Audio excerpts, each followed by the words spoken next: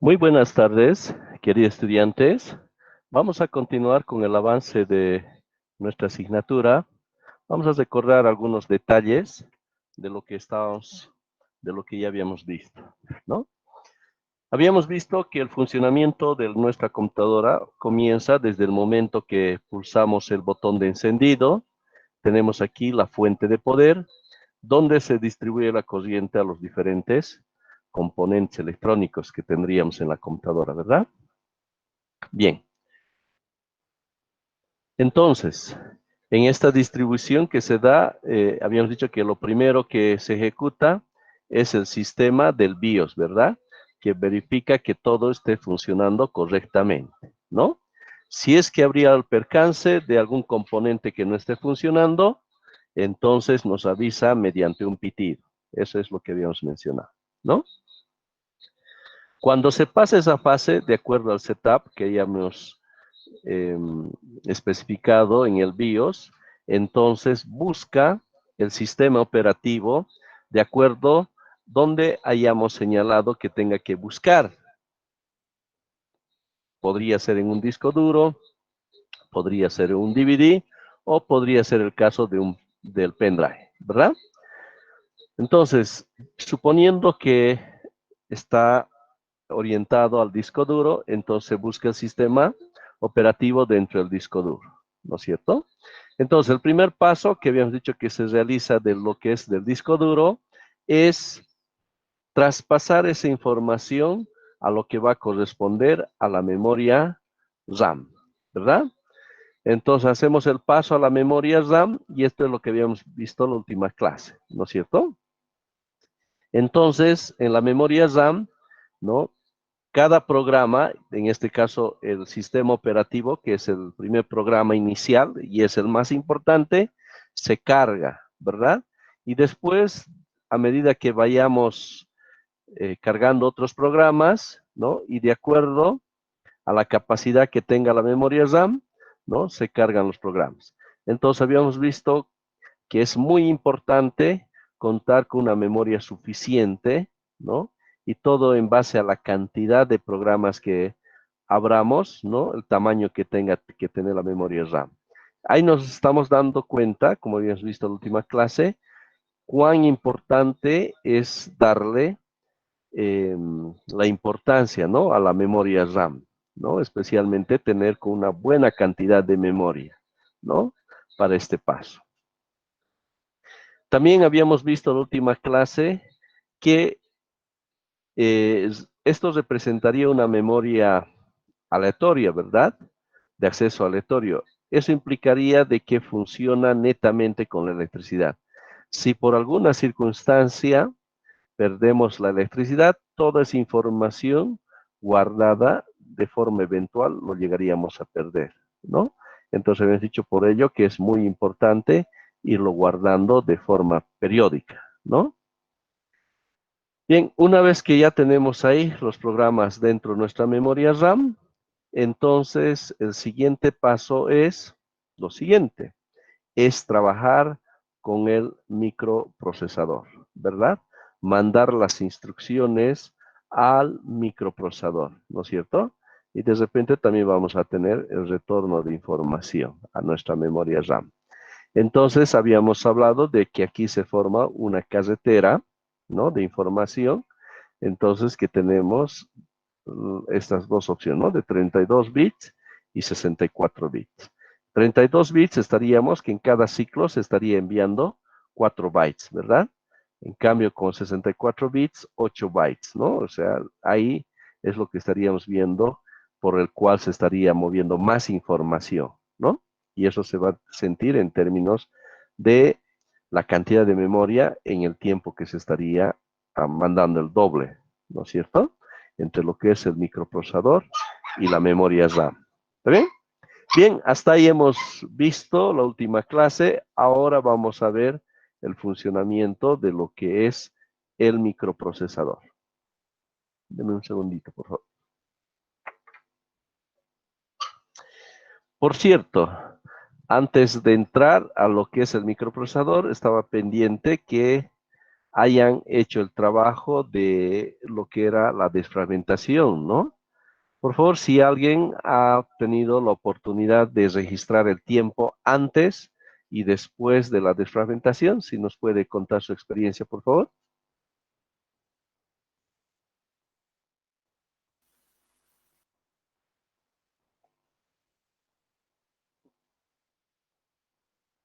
¿Alguien? Ingeniero, yo cambié recientemente mi disco duro por una SSD, ¿no? Y no sé si varía, pero hice la desfragmentación en mi disco duro y me Ah, tardó 3 horas con 10 minutos. a la desfragmentación. Sí, Excelente. ¿Y qué tal en términos de la velocidad? ¿Se notó alguna diferencia?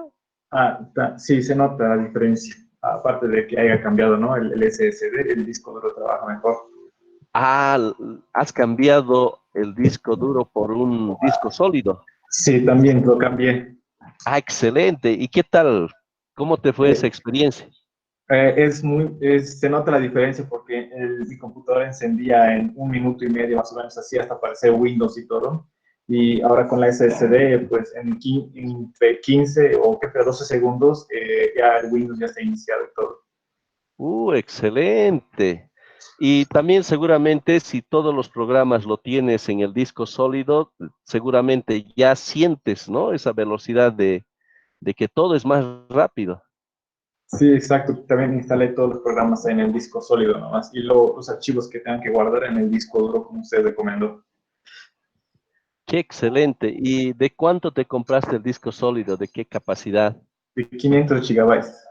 500 gigas. Excelente, tienes más de sobra. Sí, Tal vez de repente te sugeriría que lo particiones en dos, ¿no? ya. La primera es 100 gigas para lo que es el sistema operativo y los programas, y los 400 restantes para alguna información rápida que necesites procesar, documentación. Sí, está bien, ingeniero. Muchas gracias por la recomendación. Ah, de maravilla, me alegra, me alegra. Esas experiencias realmente son de excelente aporte. Muchas gracias. ¿Alguien más que por favor nos quiera comentar su experiencia? ¿Alguien más pudo tener la oportunidad?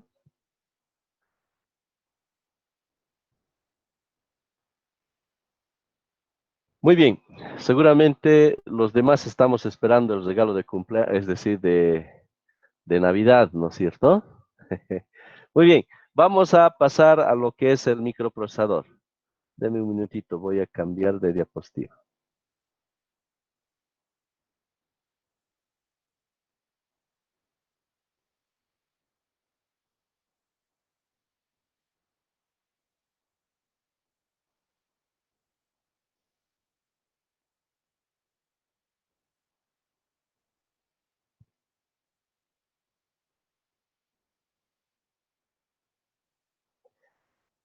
Bien, vamos a hablar ahora sobre los microprocesadores, ¿ya?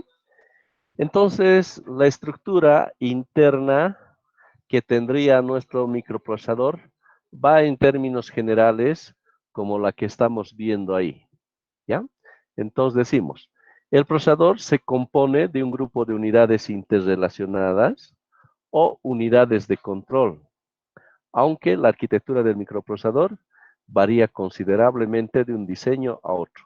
Los elementos principales del microprocesador son los siguientes, ¿ya? Nos vamos a enfocar especialmente en estos tres componentes principales. Uno, lo que es la unidad de administración de entrada y salida. Dos, la unidad de control. Y tres, la unidad de instrucción, ¿verdad? Entonces ya sabemos que a partir de esta conexión, ¿no es cierto? Hay una conexión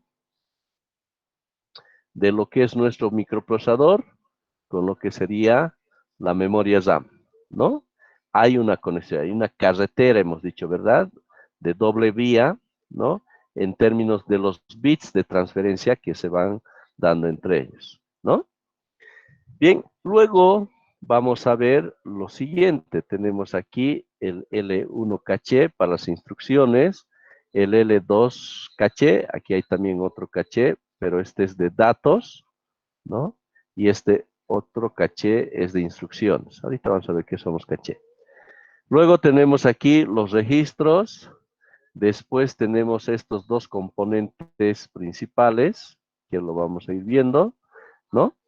Primero nos concentraremos en esto, ¿ya? La unidad de administración de entrada y salida, la unidad de control y la unidad de instrucción. Estos tres componentes principales. Veamos, ¿a qué se refieren cada una de ellas? El microprocesador se compone de tres unidades interrelacionadas entre sí, ¿no? Una es la unidad de administración, como hemos dicho, de entrada y salida, ¿ya? Que administra el flujo de información entrante y saliente y que se encuentra interconectado con el sistema RAM, ¿ya? ¿A qué se refiere eso? Esta unidad de administración de entrada y salida. Precisamente si observamos esta unidad de administración de entrada y salida, se encuentra en este sector y precisamente esta unidad es muy importante, funciona como si fuera el caso de un policía tránsito, ¿verdad? Sabemos que si un cierto lugar no habría por alguna circunstancia semáforo, ¿no? Vamos a ver, por ejemplo, la presencia de un policía que esté ahí de tránsito. Si no habría la presencia de él, sería un caos, ¿verdad? Sería realmente algo desastroso porque todos los autos no tendrían esa necesidad de querer circular y por esta otra parte también los otros autos y como todo el mundo, y ahí sería la ley del más fuerte, ¿no es cierto? Y de hecho va a haber pues algún choque, ¿verdad? Entonces, precisamente el semáforo o bien el caso de la presencia del policía tránsito es que nos ayuda en términos de que haya orden, ¿no es cierto? Lo mismo pasa en términos del comportamiento, ¿no? Entonces, el ingreso de la memoria RAM va a mandar ciertas instrucciones para que se procese la memoria RAM. Pero también no solamente va a estar en interacción con la memoria RAM, es posible que también cierta información se tenga que mandar a ciertos dispositivos externos, ¿no? Y a su vez los dispositivos externos van a ir enviando, ¿no? Instrucciones de forma directa a lo que va a ser nuestro microprocesador, ¿verdad? Entonces, nos imaginaremos que en cuestión de segundos en cada ciclo, la cantidad, ¿no es cierto?, de bits que estaría llegando aquí, ¿verdad? Y al mismo tiempo, la cantidad de bits que van a requerir salir a los diferentes componentes, ya sea la memoria RAM o a otros dispositivos, ¿verdad? Entonces, es el mismo caso, ¿no? La gran cantidad de información. Entonces, tiene que haber alguien que le ponga un control, alguien que realmente organice ese aspecto de este movimiento de información en términos de bits, ¿verdad? ¿Y quién es el que se encarga de poner orden? Precisamente esta unidad de administración de entrada y salida dentro del microprocesador, ¿verdad? Entonces, si nos imaginamos el microprocesador, si alguna vez hemos tenido la oportunidad de verlo, bueno, es algo pequeño, ¿verdad? Apenas no pasa de los 3 centímetros, ¿no? 3 por 3, una cosa que uno lo puede tener en la palma de la mano. Pero imagínense la cantidad de información que internamente, en términos pequeñísimos, ¿no? Tienes todos estos componentes electrónicos que estamos mencionando. Realmente el microprocesador es una maravilla, que lo vamos a estar viendo. Es un mundo interno ahí. Realmente, imagínense la organización en términos ya de estas unidades que estamos hablando, ¿no? Eso entonces en cuanto a la unidad de administración de entrada y salida, ¿no? Luego tenemos este segundo componente que es la unidad de control, ¿ya? ¿Qué es la unidad de control? Es el que controla el trabajo de los diferentes componentes de la CPU y también los elementos externos. Miren, extrae de la memoria RAM la instrucción, eso es lo que nos interesa, a ejecutar, ¿verdad? Entonces, cuando nos estamos refiriendo a instrucción, es por ejemplo de algo básico de repente que queremos hacer esta multiplicación, ¿verdad? Entonces, aquí tenemos una instrucción en términos de obtener el resultado de esta operación aritmética, ¿verdad? Entonces, extrae de la memoria RAM los datos. Entonces, estos son los datos, ¿no? Hay que diferenciar eso. Estos son los datos, ¿no? Datos. Necesarios para ejecutar la instrucción en proceso. Y este por, que lo vemos ahí, es la instrucción, ¿no? Entonces, estamos mandando una instrucción en términos de realizar esa multiplicación, ¿verdad? Entonces, ordena a la unidad, este ALU significa unidad aritmética lógica, ¿ya? Que efectúe la operación. Ahorita vamos a ver con detalle el ALU. Los nuevos resultados son almacenados en la memoria RAM, ¿no? Entonces, una vez que pasemos esta etapa de la unidad de administración de entrada y salida, entonces pasamos a lo que va a ser este segundo componente de la unidad de control. Y precisamente como estamos viendo esta unidad de control, lo que hace es separar los datos y lo que son las instrucciones, ¿verdad? Para luego eso enviarlo a la unidad de instrucción. ¿Está bien? Bien, adelanto que cuando se refiere a los caché, es la cantidad de memoria, ¿no? De forma eventual, así como la memoria RAM, que ya lo hemos visto, la misma función juegan estos cachés, como la memoria RAM, es también una memoria, pero solo que va en términos de poca cantidad de memoria, ¿verdad? Y dos, que es mucho, mucho más rápida que la memoria RAM, ¿ya? Entonces, estas memorias caché tienen que trabajar a la par de la misma velocidad que tendría el microprocesador, ¿ya? Aunque no a la misma, sino que tiene una menor velocidad, pero es mucho más rápida que la memoria RAM, ¿verdad? Entonces, cuando nosotros, esta unidad de administración de entrada y salida, que organiza esa información, observamos que aquí hemos dicho que todas estas están interrelacionadas, manda esta información, lo guarda de forma eventual, ¿no? En esta memoria caché L1, ¿verdad? Y en base al requerimiento, entonces pasa a esta unidad de control esta información, ¿no es cierto? Entonces, eso es el papel que realiza la unidad de control dentro del microprocesador. ¿Está bien? Luego vamos a tener un tercer componente que es la unidad de instrucción, ¿ya? Entonces, precisamente, esta es la clave, esta es la base, el que realmente realiza las operaciones internas dentro del microprocesador, ¿ya? ¿Cómo trabaja? ¿Qué es lo que hace? Entonces, esta unidad de instrucción se compone de los siguientes elementos. Uno, lo que es la unidad aritmética, a ver, estas dos palabras claves, aritmética, lógica, que se escribe ALU, ¿no es cierto?, en el inglés, sirve para la ejecución de cálculos aritméticos básicos y funciones lógicas, ¿verdad? Entonces sabemos que cuando nos referimos a este término de aritmética, estamos refiriéndonos a las operaciones básicas, suma, resta, multiplicación y división, ¿no? Y la parte lógica, ¿no? De lo que se refiere a estos operadores, ¿verdad? El y, o, ¿no es cierto? O lo que es el OR y el SOR, ¿no es cierto? El SOR trabaja como O y eso trabaja como IO, ¿verdad? Que lo vamos a ver con más detalle. Y ahí tenemos el I o en el inglés lo que es el AND, ¿no es cierto?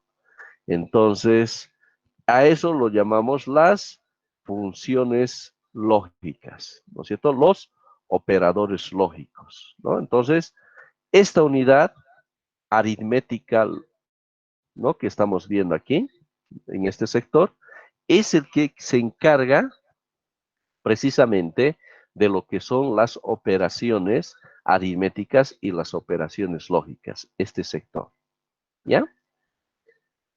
Pero sin embargo, tenemos otra unidad dentro de esta unidad de instrucción. Y la otra unidad es la unidad de punto flotante, ¿ya? Que del inglés se escribe como FPU. ¿Qué es lo que hace esta unidad de punto flotante? Ejecuta cálculos complejos parciales que la unidad aritmética lógica no puede realizar, ¿no? Entonces nos permite realizar operaciones avanzadas, ¿ya? Esta unidad de punto flotante, ¿no? Entonces, lo tenemos ahí dentro nuestra unidad de instrucción, ¿no? Lo llamaban antes lo que era el coprocesador matemático, ¿ya? Justamente nos permite, como decíamos ahí, operaciones más avanzadas desde el punto de vista matemático, ¿no? Es por eso que antes los ingenieros, ¿verdad? Teníamos que comprarnos de forma adicional lo que era el coprocesador matemático. Esto andaba de forma independiente para realizar esas operaciones complejas, ¿verdad? Pero hoy en día tenemos ya la fortuna de que esto ya viene incorporado dentro de nuestro microprocesador, ¿ya? Está dentro de nuestra unidad de instrucción, ¿ya?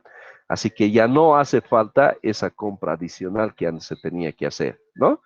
Entonces aquí las operaciones básicas de aritmética y operaciones lógicas, y si tenemos cosas avanzadas, entonces nos vamos al FPU, ¿verdad? Entonces, esos son las tres unidades, ¿no? Importantes que tendríamos, no nos olvidemos, ¿no? Tenemos la unidad de administración entrada y salida, la unidad de control y la unidad de instrucción, ¿verdad? Y tenemos ahí lo que son las memorias cachés respectivas, ¿ya? Veamos algunos otros aspectos claves con esta unidad aritmética lógica. La unidad aritmética lógica en la CPU del procesador es capaz de realizar operaciones aritméticas con datos numéricos expresados. Ya sabemos, todo trabajamos en el sistema binario, ¿verdad? Porque nuestra computadora lo único que entiende son los ceros y uno. Entonces, todas las operaciones aritméticas y lógicas estaríamos trabajando en términos de ceros y unos, ¿verdad? Lo que para nosotros este es un byte, ¿verdad? Entonces, ¿qué hace aquí? Se calcula operaciones aritméticas, suma, resta, multiplicación, división y operaciones lógicas, ¿no? Entre dos números que se estaría realizando. Entonces, observamos que la mayoría, por supuesto, la mayoría de las acciones de la computadora se realiza en esta unidad, ¿no? La ALU toma datos de los registros del procesador, ¿no? Estos datos son procesados y los resultados de esta operación se almacenan en los registros de salida. A ver, ¿a qué nos referimos con eso? Miren, hemos dicho, estas memorias, ¿no es cierto? Que hemos dicho que son mucho más veloces que la memoria RAM, ¿no es cierto? Y que precisamente son para el guardado eventual de información. Entonces, en el L1 caché estaríamos guardando datos, aquí estaríamos guardando instrucciones. Y aquí tenemos otra memoria caché también para estar guardando información, ¿no? Entonces, ¿y cuál es el papel? Vamos a suponer de repente que tendríamos que seguir una operación así de esta forma, tratando de explicarlo de una forma más fácil, ¿verdad? Tenemos este 2 que se va repitiendo, ¿no? Entonces, pues no será necesario que yo tenga que hacer esta operación y una vez que termine esa operación, mandar el resultado y la operación a la memoria RAM y de nuevo para la siguiente operación agarrar lo que venga y otra vez tener. En eso estaríamos perdiendo tiempo, ¿verdad? Entonces, qué mejor de repente esta información guardarlo ahí, ¿no es cierto? Sabiendo que el 2 se repite, entonces temporalmente guardarlo ahí y para usarlo en la próxima instrucción, ¿verdad? Entonces, por eso es que tenemos estas memorias eventuales, memoria caché, que precisamente nos permiten los cálculos mucho más rápidos. ¿De acuerdo? Entonces, eso es lo que representa la memoria caché. Miren. Pero, sin embargo, aquí hay un aspecto clave que quiero enfatizar, que son los registros, ¿ya? Que es los registros. El registro es el que está en la cúspide en lo que se refiere a las memorias. En la cúspide, en términos de esta jerarquía de memorias, el que está en la cúspide es el registro. El registro es el que trabaja de forma mucho más rápida que las memorias caché, por supuesto, mucho más rápido que la memoria RAM. A ver, en términos de jerarquía, ¿qué es lo que estamos viendo? Entonces, en primer lugar están los registros. En segundo lugar están lo que son las memorias caché, ¿verdad? En tercer lugar le toca a lo que es la memoria RAM. Después, en términos de velocidad, estarán lo que son la memoria M2, ¿verdad? Si alguien se va a comprar el M2. Luego están lo que son los discos sólidos, ¿no? En términos de almacenamiento. Y recién le toca a los discos duros, ¿no es cierto? Que son más lentos, ¿no? Entonces, de esa manera va la jerarquía de velocidad de las diferentes memorias que utilizamos, ¿ya? Entonces, lo que está en la cúspide son los registros, ¿no? Entonces, en las operaciones que se guardan de forma temporal, ¿no? Los registros de entrada y salida. Y eso es lo que estamos mencionando. Entonces, la ALU toma datos de los registros del procesador, estos datos son procesados y los resultados de esta operación también se registran o se almacenan en esos registros que estamos mencionando, ¿no? Una unidad de control controla a la ALU al ajustar los circuitos que le señala a la ALU qué operaciones realizar, ¿no? Esa es la unidad de control. La ALU contiene la circuitería para realizar operaciones simples de aritmética, lógica y las entradas como adición y operación de bit. Lo vamos a ver. Todas las operaciones básicas, ¿no? Aritmética y lógica se realizan a partir de circuitos. Recordemos que todo lo que estamos procesando internamente está en términos de ceros y unos, ¿verdad? Y por supuesto, aquí no hay magia, todo es un circuito electrónico. A partir de circuitos electrónicos, pues realizamos 467 las operaciones respectivas, ¿no? Entre estos dos datos, por ejemplo, multiplicación, suma, resta, que lo vamos a ver más luego a continuación. ¿Ya? Bien. Entonces, de esa forma es que trabajamos internamente. ¿Ya? A ver, hablando de lo que son las operaciones, me voy a adelantar ahí, porque es importante ir a ese paso. Veamos, por ejemplo, a manera de un poco de poder comprender lo que decíamos que se realizan las operaciones a partir de circuitos electrónicos. Vamos a ver el caso de los operadores lógicos, ¿no? Para que pase la electricidad se necesita pulsar dos botones. Miren aquí, ¿no? Vamos a ver el operador lógico AND, ¿no? Si nos recordamos de la tabla de verdad, ¿no? A ver, vamos a recordar álgebra 2. ¿Qué habíamos visto en álgebra 2?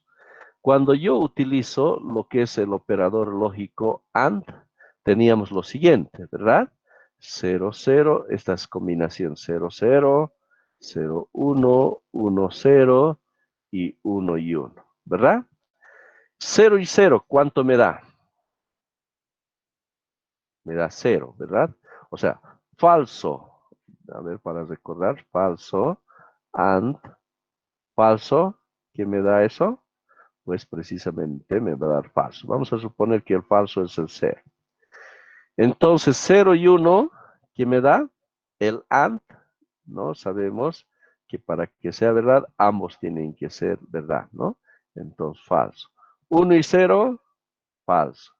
Entonces, 1 y 1, cuando los dos son iguales, recién me da verdad, ¿no es cierto? Entonces, la pregunta es esto que acabamos de sacar, que es el resultado que nos interesa, ¿no es cierto? ¿Cómo trabaja internamente en términos de un circuito electrónico? ¿no? Entonces, internamente dentro del microprocesador, vamos a encontrar el circuito de esta manera, ¿no? Vamos a decir que A, ahí está, lo tenemos aquí, y aquí lo tenemos B. Vamos a suponer que si A, vamos a suponer que cuando está desconectado va a ser el 0. Y si B está desconectado, entonces, ¿qué va a pasar? Aquí no se va a prender para nada este foquito, ¿verdad? No va a pasar información. Y el resultado, el AND que estamos buscando del operador lógico, va a ser 0, ¿verdad? Vamos a ver que si esto está abierto y esto lo cerramos, ¿no es cierto? Y que ahora eso va a representar 1. Entonces, ¿qué va a pasar? Basta que uno de ellos esté abierto, pues no va a circular. Entonces va a ser 0.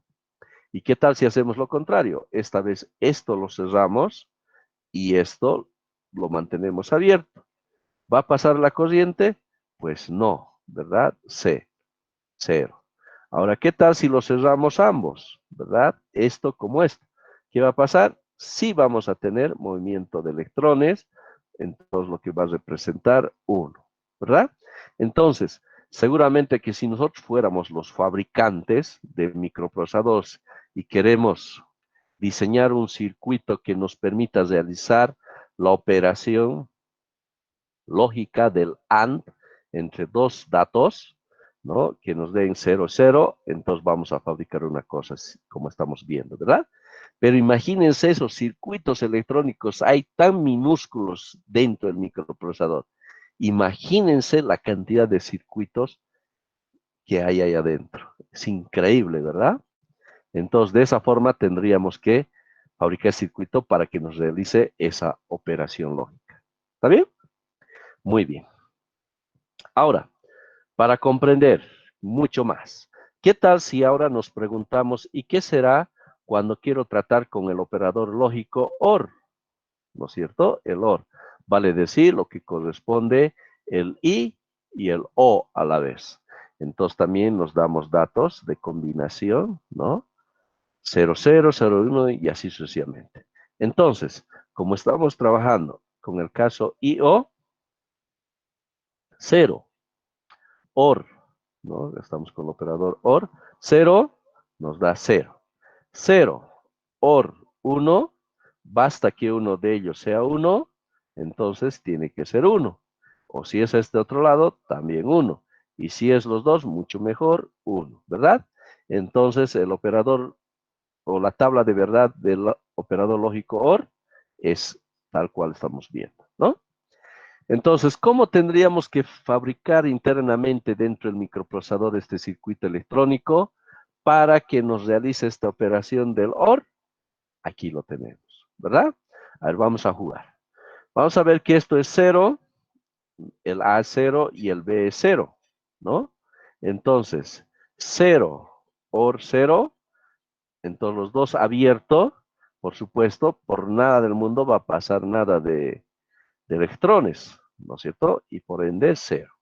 Pero ¿qué tal si el B va a estar cerrado? ¿No? Entonces va a venir por aquí, basta que encuentre uno de los dos que sí se puede como un puente, va a pasar. Entonces, basta que tengamos este paso de electrones, entonces ya hay salida, ya hay resultado. 1, ¿verdad? Ahora hacemos lo contrario, esto lo dejamos así abierto y esto lo cerramos, por supuesto, vamos a tener flujo de electrones a ese lado. Entonces, 1. ¿Y qué tal si ambos lo tenemos cerrado, 1 y 1? Ah, pues por cualquiera de los dos lados vamos a tener el flujo de electrones, 1, ¿verdad? Entonces tendríamos que fabricar de esa manera el circuito electrónico para representar este operador lógico del OR. ¿De acuerdo? Así tendría que ir. ¿Está bien? Entonces, cuando nos referimos a los operadores lógicos dentro de lo que se refiere a nuestro, dentro de lo que sería nuestro microprocesador, entonces de esa forma están los circuitos electrónicos, imagínense, en lo que sería aquí, en la unidad ALO, ¿no es cierto? En la unidad aritmética lógica. ¿Ya? Eso, todo eso tendríamos esos circuitos electrónicos. ¿De acuerdo? Muy bien, un poco de la historia del microprocesador. Miren, hasta los primeros años de la década del año 70, estamos hablando 1970, los diferentes componentes electrónicos que formaban un procesador no podían ser un único circuito integrado como ahora lo tenemos. Era necesario utilizar, miren, 2 o 3 chips para hacer una CPU, ¿no? Uno era lo que era la unidad aritmética lógica, un chip, ¿no? Uno que era para el ALU, ¿no? Imagínense separar ahí el ALU. El otro, el control de unidad que hemos mencionado, y otro, el banco de registro. Miren la cantidad de microprocesadores, ¿verdad? Por separado. Aquí está algo interesante. Entonces, en el año 1971, la compañía Intel consiguió por primera vez poner todos los transistores que constituyen un procesador sobre un único circuito integrado, ¿no? Y este es el que se llamaba el microprocesador 4004, ¿ya? Este fue el primer microprocesador. Realmente fue algo histórico, ¿no? De tenerlo, de no tener así todo separado, sino como ahora lo tenemos todo directamente en un único microprocesador. Todo, ¿no? Esa es la fortuna que ahora tenemos, ¿no? Bien, recordaremos algo que ya les he mencionado de la memoria caché. Las memorias caché son extremadamente rápidas. Su velocidad, miren, es unas 5 veces superior a la de un RAM de las más rápidas, con la ventaja añadida de no tener latencia, por lo que su acceso no tiene ninguna demora. Pero es un tipo de memoria muy cara, ¿verdad? Por eso es que las memorias caché van a ser 2 megas, una cosa así nada más, ¿no? Cada vez que se accede por vez primera a determinado dato, este es almacenado en un caché, ¿ya? Posteriormente, al intentar leer el mismo dato, se recurrirá a la información almacenada en caché, ahorrando, este es el detalle, ¿no? Ahorrando tiempo de acceso. El tema es ahorrar tiempo. La memoria caché se renueva, por lo tanto, a todo momento. Esta memoria se coloca próxima, como hemos visto, al procesador y en almacenar en forma temporal la información principal que se procesará en él. Los últimos modelos de ordenadores poseen muchos niveles distintos de memoria caché, ¿no? Hay 3 diferentes de memoria caché para los procesadores, ¿no? Como hemos visto. La memoria caché de primer nivel L1, L2 y L3, que se encuentran integradas directamente al procesador, trabajan a la misma velocidad que esta memoria suele, a su vez, estar dividida en 2 partes dedicadas, una para instrucciones y otra para datos, ¿no? Como hemos estado viendo. La memoria caché L2 se puede acceder más rápidamente que a la RAM, pero no tanto como a la caché de nivel 1. La caché L2 suele ser mayor que la caché L1, pudiendo llegar a superar los 2 megabytes, ¿no? ¿Cuánto es mega? Ya sabemos, 1.000.000, ¿verdad? En promedio. Estamos hablando de 2 millones de bytes que podríamos almacenar, ¿no? Bien. La memoria caché es una memoria ultra rápida que emplea el procesador para tener alcance directo a ciertos datos que predeciblemente serán utilizados en las siguientes operaciones, ¿no? Sin tener que acudir a la memoria RAM, reduciendo así el tiempo de espera para adquisición de datos. Claro, no vas a detonar una información a la memoria RAM y otra vez, ¿verdad? Entonces, hay una memoria eventual. Los microprocesadores más modernos, o sea, el Core i3, el i5 y el 7, incluyen también en su interior otro nivel de caché más grande, aunque algo menos rápida, que es la caché de segundo nivel o L2, e incluso los hay con memoria caché de nivel 3 o L3, ¿no? Entonces, alguna vez cuando estemos comprando los microprocesadores, ¿no? Entonces, ahora ya podemos darnos una explicación. ¿Qué es esa memoria caché, verdad? Por supuesto, cuanto más memoria caché, mucho mejor para que se tenga el guardado eventual, ¿no es cierto? Y entonces, hecho de que lo tengamos así con más memoria, nos facilita acelerar los cálculos. ¿Está bien? Y luego también hemos hablado del registro, que es el que está en la cúspide de las memorias, ¿verdad? En arquitectura de ordenadores, un registro es una memoria de alta velocidad y poca capacidad. Eso es lo malo, ¿no? integrada en el microprocesador que permite guardar transitoriamente y acceder a valores muy usados, ¿no? Generalmente en operaciones matemáticas. Los registros están en la cumbre, eso es lo que decía, ¿no? En la cumbre de la jerarquía de memoria. Y son la manera más rápida que tiene el sistema de almacenar datos.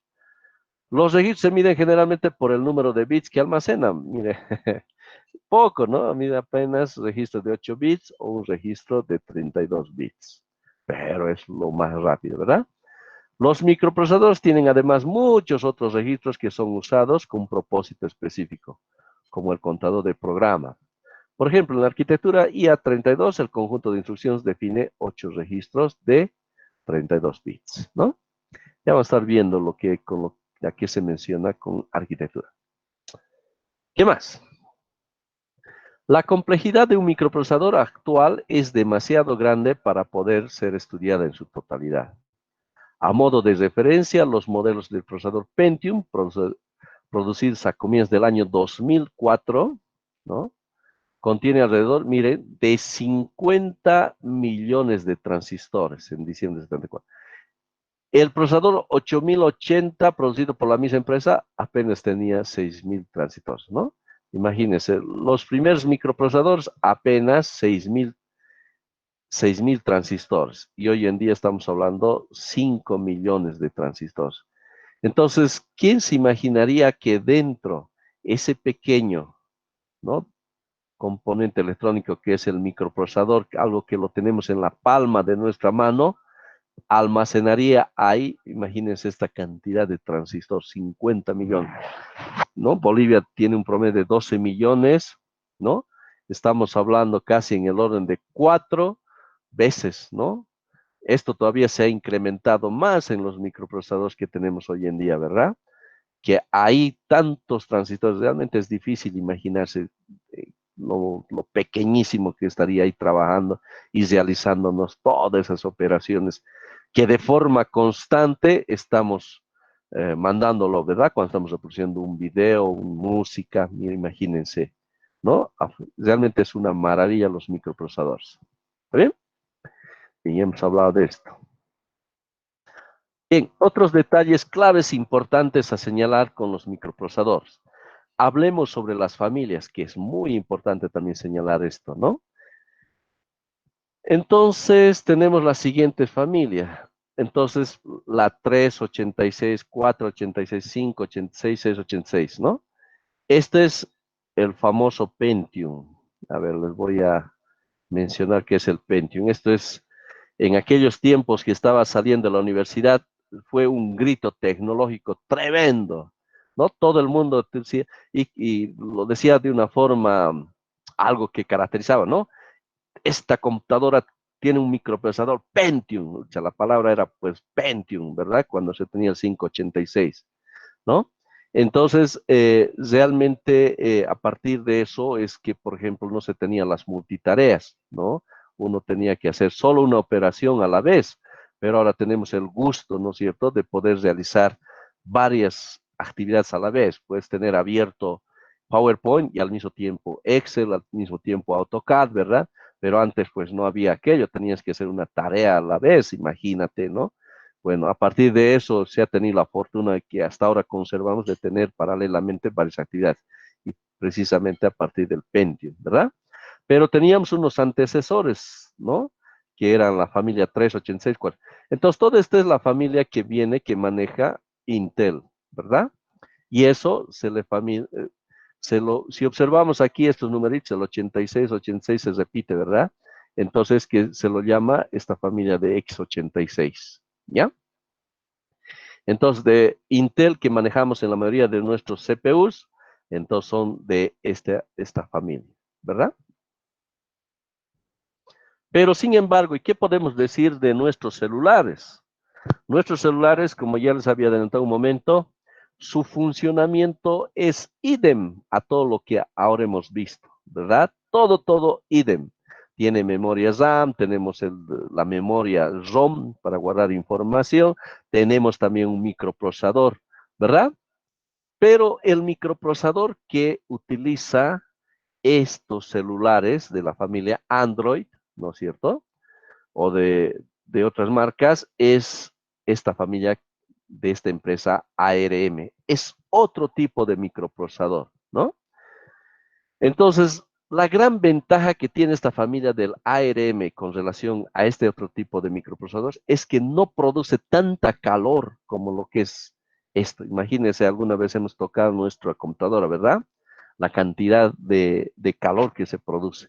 Aquí no tanto, ¿no? Comparado a esto. Entonces, realmente, eh, por eso es que se ha dado tanto énfasis y ha crecido lo que es el uso de los celulares. Porque imagínate si te quemas, como que en algún momento también quema, ¿verdad? Nuestros celulares estarían ardiendo, ¿no es cierto? Estarían quemándose, pero precisamente eso va a permitir lograr el ARM. Pero bueno, no tiene todo el potencial, ahí no podemos hacer correr un AutoCAD porque no tiene esa fuerza y no está orientado este tipo de familias a eso. Tal vez alguna vez alguien hemos tenido la ilusión, ¿no? Mucha, quisiera que el AutoCAD corriese aquí en este celular. Ay, ¿por qué no, verdad? Sí, se va a lograr hasta una cierta parte, pero no ese rendimiento del 100% que se logra en una CPU por esta familia, ¿verdad? Sí, podemos hasta un cierto porcentaje, pero no total. ¿Ya? Tiene esa limitación. Más está orientado como lo que es el tema de diversión, navegar y muchas cosas, ¿verdad? Eso, ¿no? Sin embargo, también tenemos otras familias, ¿no es cierto?, de otros microprocesadores. Por ejemplo, de lo que es el celular Hewlett Packard, tiene también su propio microprocesador, ¿no es cierto? Entonces es interesante la historia de Hewlett Packard. Ellos cuando han empezado, siempre han querido tener el enfoque que sea una calculadora para ingenieros, ¿no? Por eso que la Hewlett Packard es clave, ¿no? Para ingenieros. Pero el detalle es que no han encontrado un microprocesador con esa orientación, ¿no? En términos de cálculos matemáticos. Por eso es que ellos han fabricado su propio microprocesador, ¿no? Y esa es la gran ventaja que tiene la Hewlett Packard, ¿no? Un propio microprocesador orientado a la parte ingenieril, ¿no es cierto? Y así de esa forma tenemos otros microprocesadores que no tan famosos como estos dos que se usan de forma masiva, ¿verdad? Entonces, esto explica por qué un programa producido por un tipo específico de procesador solo puede trabajar directamente en un sistema. Con otro tipo de procesador, si lo realiza, lo que se llama traducción de instrucciones o emulación. Ah, qué interesante. Y seguramente aquí vamos a hablar lo que es el emulador, ¿no? Aquí, el término emulador se utiliza para referirse al programa que realiza dicha traducción, ¿no? Entonces, ciertos programas que han sido programados, ¿no? Para la familia de este tipo de microprocesador, que por ejemplo puede ser de la familia Intel, si queremos hacerlo correr en el celular, hay veces no es fácil, no lo va a correr, aunque lo instales, ¿verdad? Pero sin embargo, ahí tenemos el caso de los emuladores, ¿verdad? Vamos a ver, por ejemplo, el programa del HP Prime que vamos a usar en programación, ¿no es cierto? Precisamente la codificación ha sido para la familia del CPU, pero gracias a un programa que se le llama el emulador, nos permite traducir para otra familia de microprocesador, ¿verdad? Entonces, esta familia del ARM, ¿no es cierto? Nos permite aquello. Entonces, gracias a los emuladores, o viceversa, ¿no es cierto? Algo que lo hemos utilizado en la familia ARM, entonces, que funciona en esta familia x86. Va a decir de otra manera, lo que tenemos es el sistema operativo Android que funciona en el sistema operativo Windows, ¿verdad? O viceversa. Entonces, gracias a los emuladores, ¿verdad? Entonces, ahí tenemos lo que son estas familias de microprocesadores. A ver, algunos detalles de estos dos familias importantes. A nivel de hardware, ¿no? La parte física ya sabemos, la diferencia principal entre ARM y x86 es que tienen distintos conjuntos de instrucciones, por así decirlo. Hablan en lenguaje distinto, lo que hace totalmente incompatible un sistema con el otro. Es decir, que no se puede compartir binarios entre ambos sistemas, ¿no? ARM tiene una gran ventaja. ¿Cuál es? que es el consumo de energía. Consume menos energía, ¿no? El ARM tiene una estructura e instrucciones más sencillas, por lo que el ARM consume muchísimo menos energía, ¿no? Que los procesadores Intel normales. Como podréis imaginar, esto lo hace al candidato perfecto para dispositivos móviles como teléfonos, tablets. Entonces utilizamos la familia de este microprocesador ARM. Sin embargo, son los procesadores x86 los que destacan en rendimiento, ¿verdad? Esto en términos de consumo de energía, los ARM y de la familia x86 en términos de rendimiento, ¿verdad? Por ese hecho del rendimiento es que produce más consumo de energía, ¿no? Ya sabemos, internamente, para podernos ahí darnos cuenta, por lo que hemos visto los circuitos electrónicos, ¿no? Hay lo que en realidad estamos teniendo flujo de electrones en gran cantidad, ¿verdad? Realmente gran cantidad de electrones hay que se están moviendo, ¿verdad?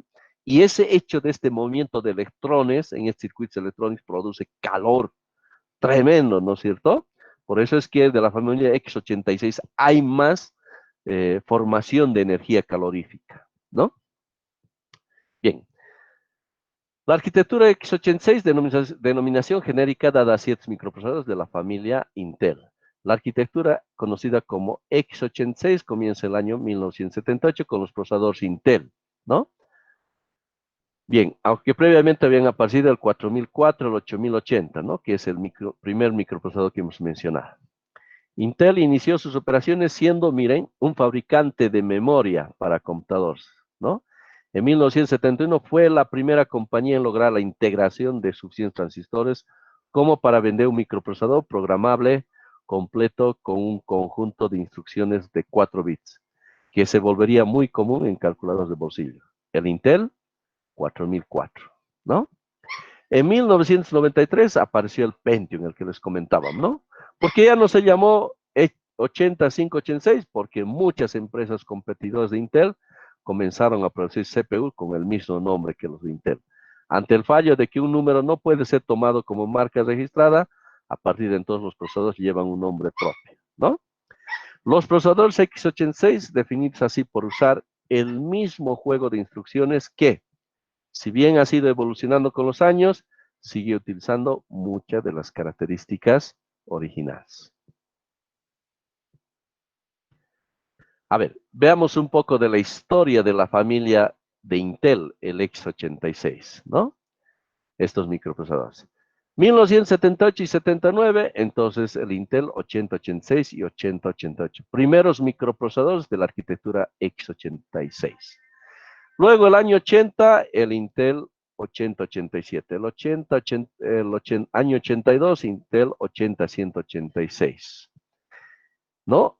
Hasta que el año 93 aparece el Intel, el Pentium, ¿no? No nos olvidemos, desde ahí realmente se tiene unas mejores tremendas, ¿no? Luego, Pentium Pro, AMD K5, y aquí aparece el Pentium 2, ¿no? Luego tenemos el Pentium 3. Esto es de otra familia, del AMD. A ver, tenemos cuando vamos a comprar microprocesadores dos, ¿verdad? Lo que es el AMD y lo que es Intel, ¿no? Entonces sabemos que de AMD es más económico que Intel, ¿verdad? Pero hay algo interesante. El dueño propietario es Intel, ¿no? Y que solamente sus derechos le da a AMD para que produzca él, ¿no? Pero uno se imaginaría que son dos fabricantes independientes, que cada uno hace su tecnología. No. Aquí el hombre de la película, el dueño propietario es Intel y que le da a AMD derechos para que fabrique. O sea que AMD nunca le va a vencer a Intel, ¿no? Porque ellos son los dueños. Ya, por eso es que tenemos aquí AMD que también al mismo tiempo está fabricando, ¿no es cierto?, con mejoras. Entonces tenemos el año 2000 el Pentium 4, el 2000 el Pentium D, ¿no? Entonces, para mí, realmente las claves en términos de revolución tecnológica es el Pentium y lo que es el Core 2 Duo, ¿ya? Y, a ver, les voy a explicar luego a qué me refiero. Y luego tenemos ya ahora el i3, el i5 y el i7, ¿no? Que se está conservando buen tiempo, ¿no? Entonces, de esa forma va todo lo que es la historia de los microprocesadores, ¿ya? Muy bien, continuamos. Ahora, hablemos de la familia ARM, ¿ya? De los celulares. ARM es una arquitectura de 32 bits desarrollada en el 83, ¿no? Pero ahora ya también hay de 64 bits, ¿no? Ya hemos hablado de esa carretera que hay, ¿no? De comunicación entre la memoria RAM y el microprocesador, ¿no? Por la empresa Acorn Computers, para usarse en computadores personales que manejan un sistema de instrucciones realmente simple, lo que le permite ejecutar tareas con mínimo consumo de energía. Uno pensaría que es reciente esto de la ARM, miren, es desde el año 83, ¿no? En abril de 85 presentaron su primer chip llamado ARM1, pero el ARM2 fue el primero en salir al mundo. El núcleo mantuvo su simplicidad a partir de los cambios. En efecto, la ARM2 tiene 30.000 transistores, mientras que el ARM6 solo cuenta con 35.000. La idea era que el usuario final combinara el núcleo del ARM con un número opcional de periféricos integrales y otros elementos, pudiendo crear un procesador completo a la medida de su necesidad. El diseño de ARM hoy en día se ha convertido en uno de los más usados alrededor del mundo, ¿no? Y se encuentra presente en discos duros, juguetes móviles, tabletas, ¿verdad? Hoy en día cerca del 75% de los procesadores de 32 bits poseen este chip en su núcleo, ¿no? Es por eso que Intel se ha preocupado, ¿no? Realmente los de Windows también, porque les han movido el piso totalmente a ellos, porque ellos son los que dominaban todo lo que era el tema de las computadoras, recuerden, ¿no? Todo Windows, todo era Intel, no había más, ¿no? Realmente fue tremendo esto, apareció, ¿no? Microsoft de igual forma compró una licencia de uso de ARM y actualmente se encuentra desarrollando su sistema operativo con soporte de ARM, ¿no? Esto significa que los de Redmond han trabajado duro para que Windows sea capaz de trabajar en procesadores de bajo consumo, ¿no? De hecho, al tener ese, ese temor de que les venzan todo su mercado, ¿no? Y ahí podemos ver cómo es que los de la familia de Microsoft tienen hasta sus programas dentro de la familia del Android, ¿no es cierto? Y lo mismo, ¿no? Está habiendo un avance, los del Android también quieren llegar a Windows y hay esa competencia fuerte que estamos viendo, ¿no? Bien, el auge del ARM posiblemente causará que Intel pierda importancia si ellos no comienzan a enfocar sus desarrollos al mercado móvil, ¿no? Como que, bueno, por eso es que ellos también han creado, ¿no? Sus microprocesadores de bajo consumo también, ¿no? Una de las particularidades de la empresa creadora de ARM, la mencionada ARM Holding, es que no tiene la intención de fabricar sus propios chips. En lugar de ello, licencia sus creaciones a otros fabricantes y esto ayuda a que se extienda su presencia en el mercado, así como los ingresos proporcionados, ¿no? Capos, ¿no? No se han tomado todos ellos la atribución, sino directamente licencia, ¿verdad? Capos, ¿no? ARM diseña sus arquitecturas y vende esta propiedad intelectual a otras compañías encargadas de tomar diseños, modificar si fuera necesario y luego ordenar la fabricación del proceso del procesador final. Capos. Fabricación. Los detalles de un microprocesador son tan pequeños y precisos que una única mota de polvo puede destruir todo un grupo de circuitos. Realmente, imagínense, ahí internamente tenemos estos circuitos electrónicos que nos realizan las operaciones claves de aritméticas y lógicas, ¿verdad? Y avanzadas. Ciertamente estamos tratando con cosas tremendas, ¿no? Ahora, a mí, desde el punto de vista ingenieril, imagínense para nosotros el grado de seguridad que tiene que tener el funcionamiento de un microprocesador. Si algo hubiese un error, sería una catástrofe. De repente estés haciendo el cálculo estructural de repente de un puente o de un edificio y que tu microprocesador tenga errores internos. Wow, creo que a nadie nos gustaría que de repente tengamos unos errores, ¿verdad? De la misma forma, no sabemos quién va a utilizar este microprocesador realmente para hacer operaciones de repente en términos económicos grandes de millones de dólares. Nadie quisiera pues que le haga unas operaciones ahí con errores, ¿verdad? Es por eso que el grado de fabricación realmente es lo más estricto en términos de los microprocesadores. Tanto así que la mitad de la producción son desechados como defectuosos. Un error, listo, hay que botarlo, ¿no? Así es el grado, ¿no? Y es por eso que es uno de los componentes que cuesta más los microprocesadores, ¿no? Entonces, los trabajadores de estas plantas emplean trajes estériles para evitar que restos de piel, polvo, pelo se desprendan de sus cuerpos, ¿no? Por esa importancia que hemos estado viendo. ¿Está bien? Muy bien, bueno, el tiempo no nos está dando y está muy interesante. Hay muchas cosas más que hablar. Quiero hablar del Core 2 Duo, del doble núcleo, pero por favor, eso lo veremos la siguiente clase. ¿Ya? Entonces, hasta aquí hemos estado viendo, miren, a ver, en conclusión, el microprocesador es súper importante en términos de las operaciones internas que se realizan, ¿no? Las operaciones aritméticas y las operaciones lógicas, ¿no? Como he estado viendo. Entonces tenemos ahí las tres unidades importantes del funcionamiento, ¿verdad? Realmente es un mundo interno lleno de circuitos que están funcionando, que están en funcionamiento y nos ayudan a todas las operaciones, ¿no? Bien, más detalles, entonces estamos viéndolo la siguiente clase. Queridos estudiantes, como siempre, es un honor, es un gusto compartir con cada uno de ustedes. Tengan una preciosa tarde, un buen fin de semana excelente. Dios los bendiga y nos estamos viendo la próxima clase. Hasta luego, Hasta Inge, luego, igualmente. Inge. Hasta luego, Inche, muchas Igualmente, hasta gracias. luego, Inge. Hasta luego, Inge. Lo Inge. Hasta luego. Hasta luego, Inge. Igualmente, Dios lo bendiga. Gracias. Hasta luego.